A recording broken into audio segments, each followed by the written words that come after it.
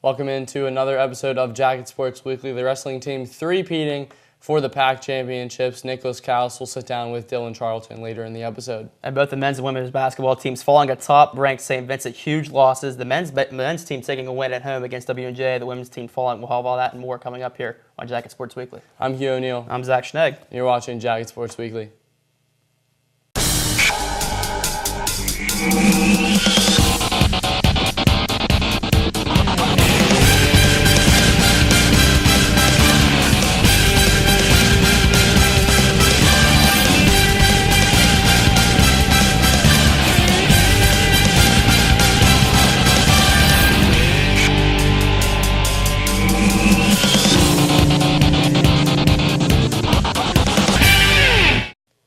Welcome back to JSW. Now talking basketball here with the men's basketball team.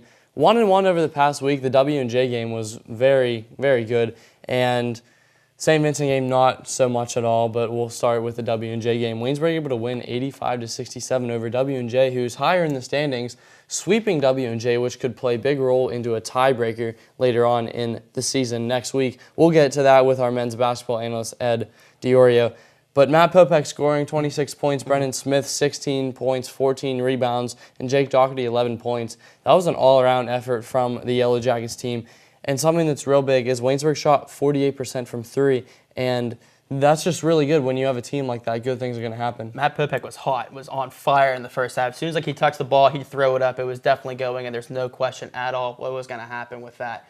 But again, Brendan Smith 16 points, Jake Doherty coming in 11 points off the bench.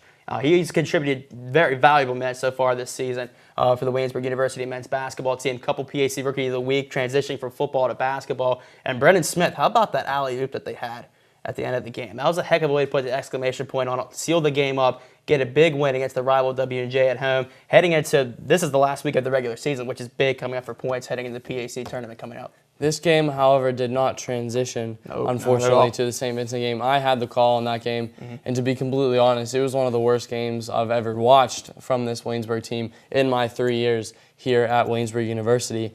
It was just bad. No Yellow Jacket was able to get in double digits, as Popek and Smith both had 9 points. And honestly, the one problem with that was because of the fouls, foul trouble with Brendan Smith having 3 in the first couple minutes, and that just wasn't, that was tough on them. And Waynesburg shot 36% from the floor, 92% from the line, but I mean, that's tough. Waynesburg had 22 fouls, and like I mentioned, the foul trouble was a big problem. And when you have that many fouls, many other players have to come in that usually don't play, and it's not a good look. And again, 23% from the three-point line. We usually don't see that from Matt Popek, Frank Bozovic, Sam Peter, guys that can shoot the three very well like that. And then also getting out-rebounded. I talked a couple weeks ago about the men's team getting out-rebounded, taking back-to-back losses, but got out-rebounded 47-19.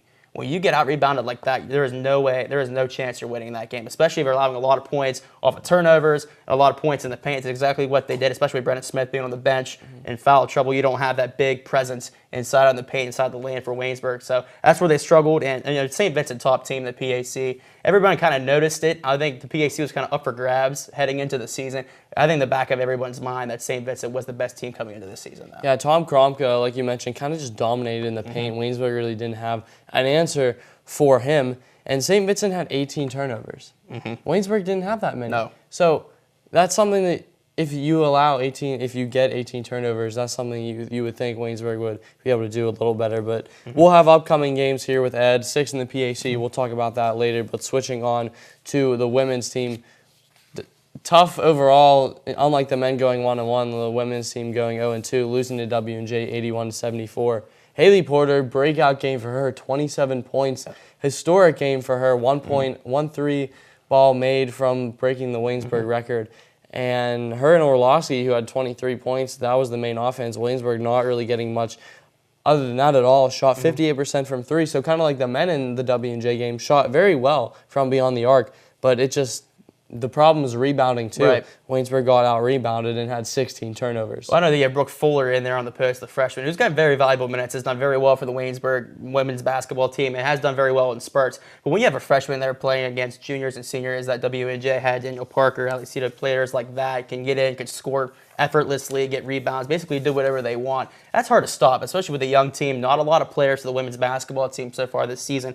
But looking at the stats here, I mean, 81-74, the game was a lot. I mean, it was a very close game, but it should have been a lot closer than what it was. It was pretty even mostly throughout. Look here in the first quarter, it's a 5-point deficit for Waynesburg at the end of the first. After that, 2 points in the second, 1 point in the third, and 1 point in the fourth. Actually, Waynesburg led overall scoring in the third quarter.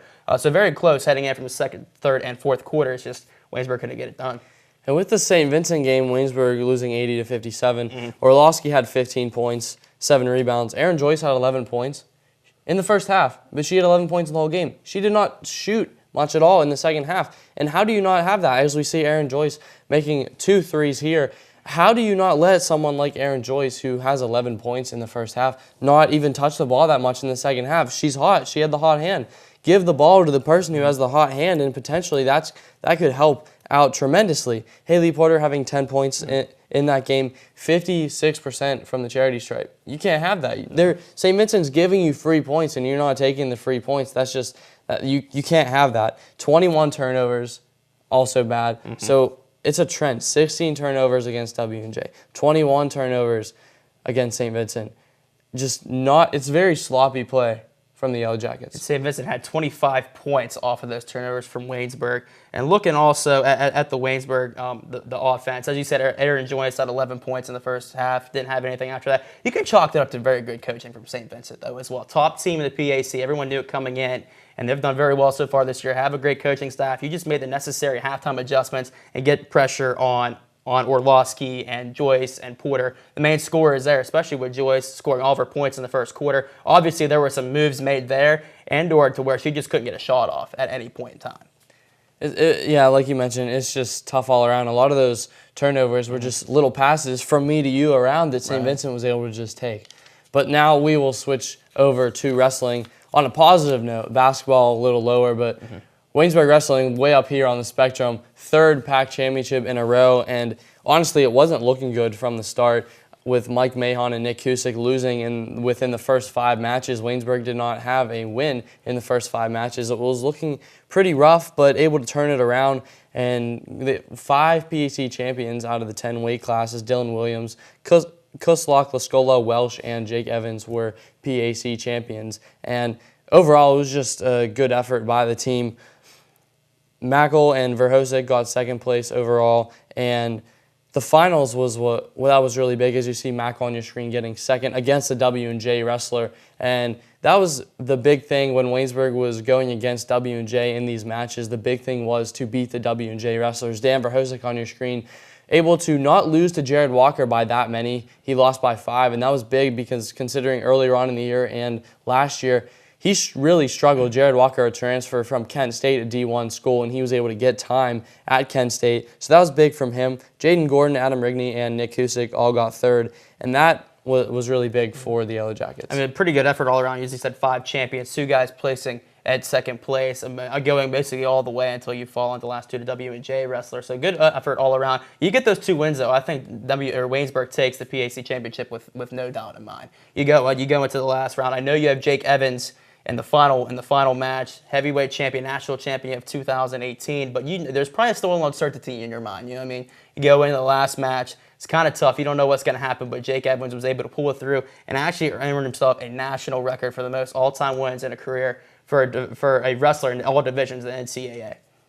Yeah, that record is from all time. He has 175 wins. He eclipsed the 174 record, and that was from 1985. So his record will still be continuing moving on as he finishes out this year.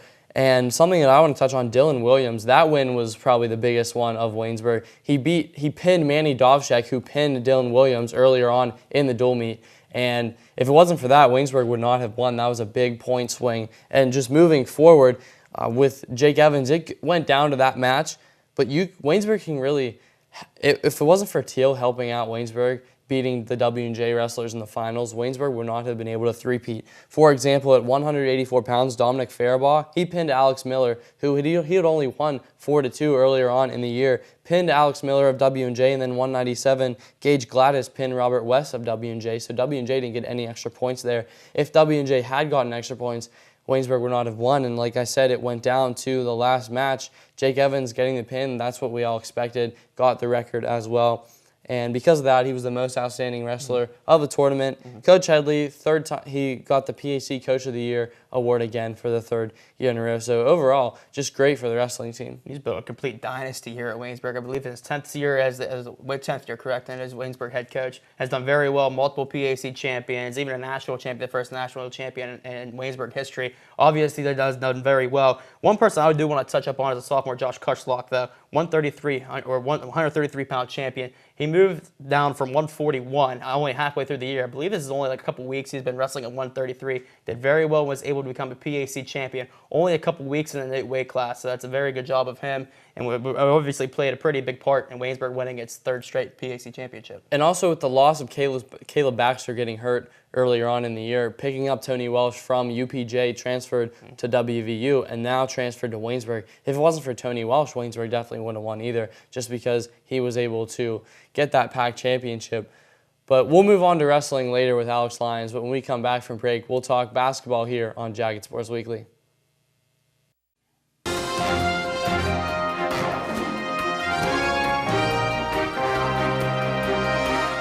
Waynesburg's first film festival was a hit. Our own Emily Bennett has more. Senior electronic media major Megan Cook hosted the first film festival at Waynesburg University. 7 degrees outside with a small wind chill, with flurries still falling down. Will it continue to snow though? 6 others injured Monday night in a crash in New York City. Police say a 70-year-old man was attempting to parallel park his van in the company's history. In fact, the online retailer says from Thanksgiving to Cyber Monday, customers ordered C, but they did start the season at 4-1-2. Missing the playoffs was a disappointment for this team. 4 consecutive losses to end the season, including a 9-0 loss.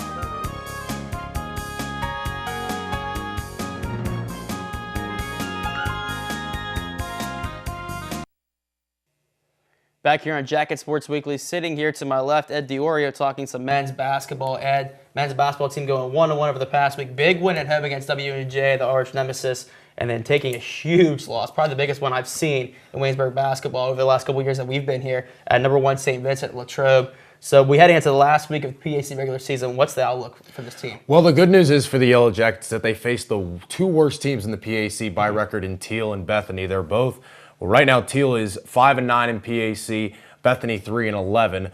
However, one of Bethany's 3 wins is against the Yellow Jackets earlier on in the year. I'll get to that here in a second. But first I'm going to touch on Teal, who they face this Wednesday at the Rudy Marisa Fieldhouse. Teal is 8th in scoring offense, scoring defense, and their only category statistically in the PAC where they're not 5th or lower is rebounding offensively. So Waynesburg needs to focus on rebounding for this game coming up against Teal if they don't want to take another loss to the Tomcats like they did earlier in the year when they traveled to Teal. This time they get them at home, so it'll be more of an advantage for the Yellow Jackets second time around. But I'm worried for the Bethany game that follows right after this upcoming Saturday where they have to go to Bethany. Bethany, however, is last in scoring offense, scoring margin, free throw percentage, field goal percentage. I mean, this team is not that good, but going to Bethany just came off a win against St. Vincent. As you just mentioned, almost the juggernaut of the PAC now that Thomas Moore's gone. And Bethany could be one of the hottest teams in this conference right now. So I'm worried for this Yellow Jacket team. I'm predicting that they beat the Tomcats at home on Wednesday, and then I think they lose to Bethany come this Saturday. That would mean that Waynesburg, the way I've predicted the playoff seeding to go, that would put Waynesburg at the 6th, and their first round matchup come PAC playoff time would be at Chatham, where they won earlier on in the year. So I'd say that's a favorable matchup as a lower seed for the Yellow Jackets to at least make it to the second round, where they would more than likely face Westminster or W&J, depending on how the seeding turns out in the other games, because Chatham and Westminster only have 1 more PAC game, and then the rest of the teams have 2, Waynesburg being one of them. So I see the Yellow Jackets going 1-1 in that stretch. So past that, Waynesburg has beat W&J twice. What do you think past just this coming week? The PAC is kind of open, isn't it? It's very open. There's a lot of room for teams to go up and down, and as far as the rankings go in the seedings. So Grove City, W&J, they play each other come the last week of the regular season. The best scenario for Waynesburg in that case is that if Grove City loses their last 2 PAC games and W&J loses at Bethany come this Wednesday, Waynesburg will get the 4 seed and they'll get a home playoff game. That's the best possible scenario. They're not going to catch Westminster, Chatham, or St. Vincent. So Waynesburg can only get the 4 seed.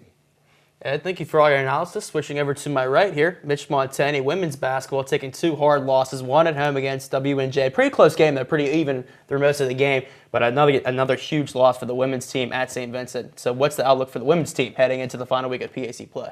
Well, right now, Waynesburg finds themselves in a PAC playoff spot. It's a little bit different than the men's type of bracket, at least for the women's. Waynesburg, one of the 8 teams with an automatic bid to the PAC playoffs out of the 9 teams that make it. But the 1 and 2 seeds will receive double byes all the way to the semifinal round. Right now, those 2 teams are St. Vincent, who's 13-1, and W&J, who is 11-3. Then you have Grove City and Chatham at the 3 and 4 seeds. They'll receive single byes and get bids automatically to the quarterfinal round. The 4 teams remaining include Waynesburg. Bethany is the 5, Westminster the 6, Waynesburg the 7, Teal the 8. Right now, Bethany would play Teal and Waynesburg would play Westminster. Waynesburg right now is the 7th seed in the PAC. They would travel to Westminster right now in the first round of the PAC playoffs this coming Monday. Waynesburg at 5-9 is half a game back of 6-9 Westminster right now. So Waynesburg, if they were to win their final 2 games, which are at home against Teal and at Bethany, they would automatically surpass Westminster due to them having the tiebreaker against the Titans, meaning that the Waynesburg University Yellow Jackets would then host a PAC playoff game in all likelihood against the Westminster Titans coming up on Monday. But again, they have to win those final 2 PAC playoff games to make that work. The Teal College Tomcats are first on the slate for the Yellow Jackets on Wednesday night at home. It's senior night for the Lady Jackets. The Jackets lost at Teal 68-59 earlier in the season, and in order for Waynesburg to get a win in that one, they're going to have to stop Jess Vormelker. She scored 17 points the last time these 2 teams matched up, and she's putting up over 20 points per game on the season. So she's going to be one to stop if the Yellow Jackets hope to beat Teal the second go-around. They beat Bethany earlier in the season, but Bethany's a better team than Teal. When Waynesburg beat them at home earlier in the year, the final score of that one was 69-61, with Ashley Duthie scoring a team-leading 17 points for the Bethany Bison. But again, Waynesburg beat them by 8 points at home. So we'll see what happens the second time around. But Waynesburg not going to have the advantage when it comes to home court, with Bethany being the home team in that one for the regular season finale. But in all likelihood, gentlemen, it's going to take Waynesburg sweeping these final 2 games if they hope to host a PAC playoff game. That would automatically do it for the Jackets. But if they were to win just 1 out of those final 2 games, it would be Westminster who would end up getting the 6th seed and the home playoff game. And the only altercation to that is if the Waynesburg Yellow Jackets went 1-1 and the Westminster Titans ended up losing their final PAC game. Hello and welcome to The Journey, WCTV's only faith-based program. Over the course of this semester, we are going to walk with students through their daily lives and take a look at how faith impacts them.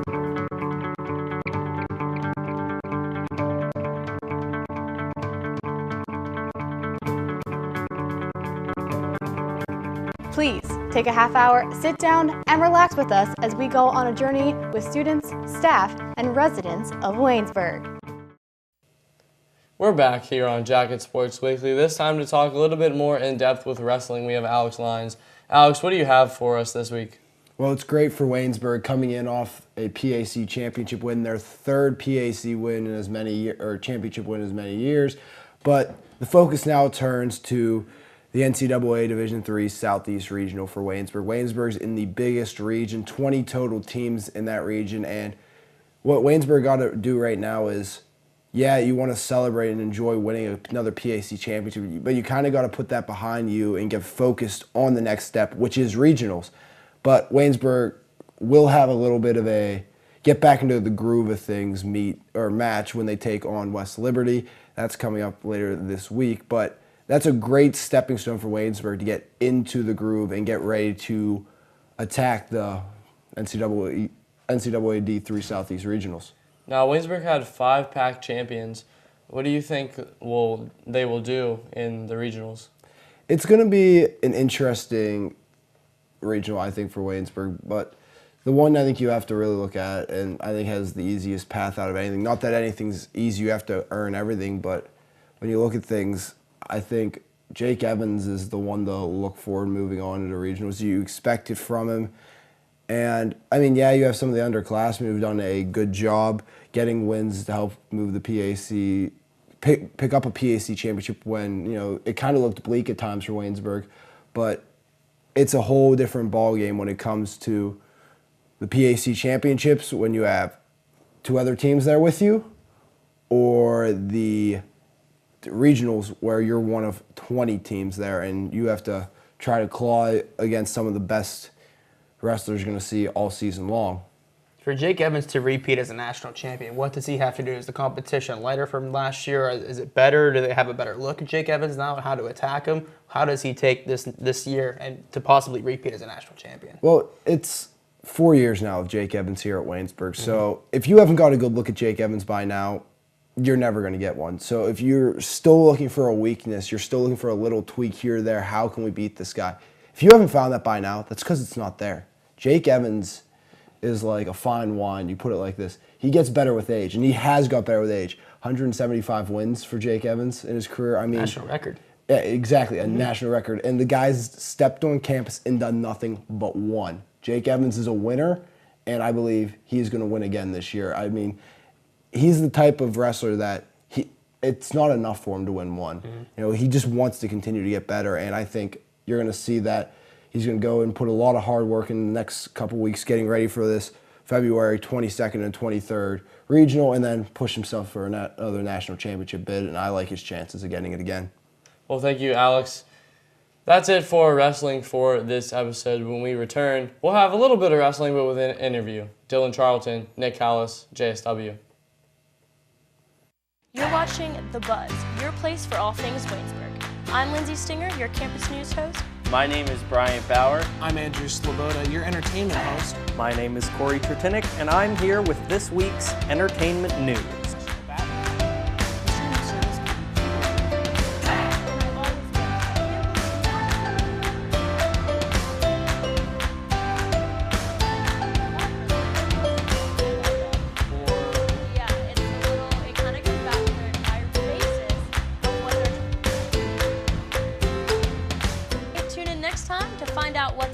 On campus. And remember, it's all of your beeswax. It's all of your beeswax.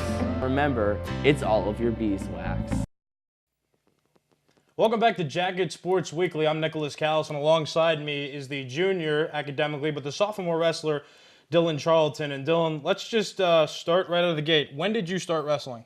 I started wrestling when I was about 4 or 5 years old. They brought a paper to school, and the teachers passed it out. Didn't know exactly what wrestling was, but kind of handed it to my dad, and my dad was all for it, so just kind of spiraled from there. So nobody was nervous about you wrestling? Nope. That's pretty cool. So you grew up in Stoystown, PA. Now, where is that? Yes. So Stoystown's located in the middle of Somerset and Johnstown, Pennsylvania. Okay, now you went to North Star High School, so tell me how much wrestling you did there. So I wrestled my whole career at North Star.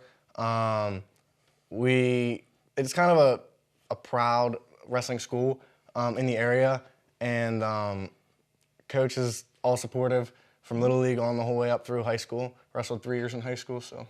3 letters, right? Yes. I understand you played soccer as well. I did. I played soccer my junior and senior year of high school. Cool. Okay, so let's transition to Waynesburg University now. When did you, or let me ask, why did you come to Waynesburg? So originally I came to Waynesburg to do both soccer and wrestling. And then I played soccer my freshman year. Liked it, but it just wasn't for me. So I decided to wrestle my sophomore year. Talked to Coach G and Coach Headley. Loved the team, loved the sport, obviously. So just being a part of a great family. Now, let me ask you, how was it coming in to a team that has 2 PAC championships under its belt? Now 3, but how was it walking in with 2? Yeah, it was kind of nerve-wracking, actually. So obviously Waynesburg has a great wrestling program. So being able to be even wrestling in the room with the guys made me not only me a better wrestler, but a better person, because their work ethic and just everything that they do it with full intensity. Speaking of how things run, describe Ron Headley to me as a coach, a guy who's a 7-time PAC Coach of the Year. He's the best coach you could possibly ever ask for. I mean, the guy would do anything that you needed him to do, but he pushes you to be beyond your expectations. So if you expect something of yourself, you're going beyond what you expect. So he's the best guy for the job. Did he differ from like things you might have learned in high school? Yeah, his style was different. Everybody has a different wrestling style. His style was very different, but he was also very accepting of how your style was. So whatever your strengths were, he made sure that you worked on your strengths and worked on your weaknesses. Very cool. How do you balance now school with your athletics? So just being on top of everything. I mean, wrestling kind of taught me how to time manage, be able to, okay, I have a match this day, I have practice, I have to get stuff done. It helps me through high school and even into college, but then also Coach Headley's very adamant about grades. So he takes great pride in the guys' grades and our grades. So he's always asking, hey, how's classes going? How's the schoolwork going? Any big tests? That sort of thing. Okay, that's cool. Now, let's go to the PAC championships here. I hear you sustained an injury. I did. I dislocated my left middle finger during my first match. How'd you do that? So a guy went to take on a shot, hit a defensive move called a whizzer, and pulled my hand up and looked, and it was dislocated. Wow. So it was pretty crazy. You won a match too after that injury, right? I did. I won my second match of the tournament after our trainer Aaron put it back into place for me. Oh, that's pretty cool. All right, well, when we come back, it's going to be Zach Schnegg and Hugh O'Neill doing the top 5 here on Jacket Sports Weekly. You don't know what's going to happen with the hurricane. You cannot predict its path. And he didn't clearly understand what his job was there to do. And that's sad because he's just a statistic now. Total lunacy. It's an alarming statistic. That ended up winning the National League to face the Red Sox in the World Series. But clearly he didn't understand the context of the speech. If you haven't heard me talk about this yet, I'm sorry. Come on, people now, smile on your brother, everybody get together, try to love one another right now. Take the time and do what makes you happy. It's time for our top 5 athletes of the week here on JSW. Zach, why don't you go first? All right, so number 5, I have Brendan Smith, 16 points, all of them big in the win against W&J at home. He also had the alley-oop slam, the assist coming from Frank Bozovic to put the nail in the coffin against W&J. That's my number 5. Number 4, Matt Popek, same game, 26 points, was huge in the first half, kind of died down in the second half, but they also had other guys contributing, Jake Doherty. Brendan Smith, name a few, but 26 points, a huge game for Matt Popek. That's my number 4. Number 3, Haley Porter, again, W&J here at home at the Rudy Mauricio Fieldhouse, 27 points and actually taking in the loss, but was 1-3 away from tying the school record for most three-pointers in one game. Number 2, I have Dylan Williams, one in the 125-pound weight class of the PAC championships for the wrestling team, winning their 3rd straight overall team title. And talking with you and some other guys, it was possibly the biggest win for the team in the PAC tournament. And number 1, I think everyone knows this, Jake Evans, 4th straight PAC title, only the 3rd wrestler to do so under Coach Ron Headley in his 10 seasons here. And also got the national record for the most all-time career wins in any division in NCAA. So that's my number 1, Jake Evans. You? Going to my top 5, kind of have the same people, a little bit different. My number 5 is Matt Popek. Like you said, 26 points against W&J. Continues to be the workhorse on this Woo Ballers team. Number 4, Haley Porter, 27 points against W&J. You mentioned that as well, her accolades of those games. But now switching to wrestling with number 3, Tony Welsh, the champ at 174 in the pack. He had a tough tournament. He was able to get the wins he needed to do, though, and he was able to get that win. He transferred from WVU, helped the team a lot. Dylan Williams was able to beat Manny Dovchek, and that was huge.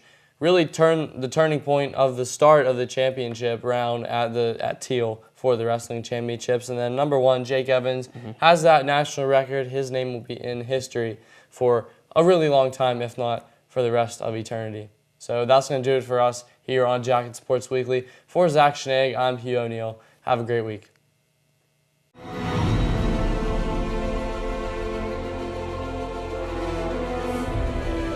This has been a production of Waynesburg Community Television.